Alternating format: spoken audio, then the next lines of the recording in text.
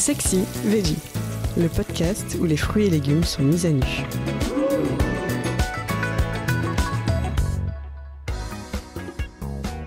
Le panais, des mariages inattendus pour le sublimer. Ce légume oublié, lointain cousin de la carotte, dévoile en bouche des notes citronnées qui ne demandent qu'à être soulignées. Pour accentuer sa fraîcheur, pensez à la coquiner avec des agrumes. Orange, citron, mandarine, ajoutez quelques suprêmes à votre salade de panais ou des zestes dans une purée juste avant de la servir. C'est le petit coup de fouet qui lui manquait.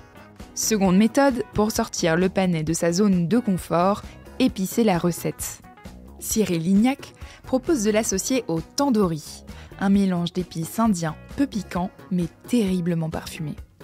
Le chef fait d'abord revenir le panais dans une poêle avec une grosse noix de beurre. Puis il l'arrose de bouillon pour rendre son cœur tout tendre. Il le mixe ensuite avec une bonne dose de crème fraîche.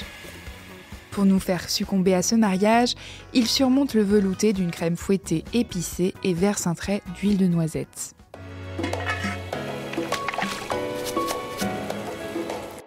Tout cela est encore trop sage pour vous ? Alors, que dites-vous de la recette de Christophe Saintagne qui associe la douceur du miel et la fraîcheur de la menthe au panais ? De quoi surprendre à tous les coups. Il fait dorer les panais dans une cocotte, puis il ajoute du miel jusqu'à ce qu'il obtienne une parfaite caramélisation. Il déglace avec du vinaigre de vin et il ajoute du bouillon de volaille. Il laisse ensuite cuire jusqu'à ce que les panais soient moelleux. Il sert le tout avec quelques feuilles de menthe fraîche.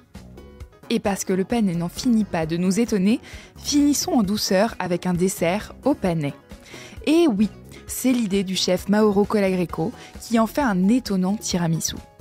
Car la chair tendre et sucrée du panais s'associe à merveille à l'onctuosité du mascarpone et de la crème chantilly. Le tout relevé par une gelée de café et une crème de pistache, on vous l'assure, cette version est aussi délicieuse que la recette traditionnelle italienne. C'est la fin de cet épisode. Si vous l'avez aimé, n'hésitez pas à commenter, à liker et à vous abonner. Retrouvez plus de contenu sur cuisineactuelle.fr et dans notre magazine en kiosque.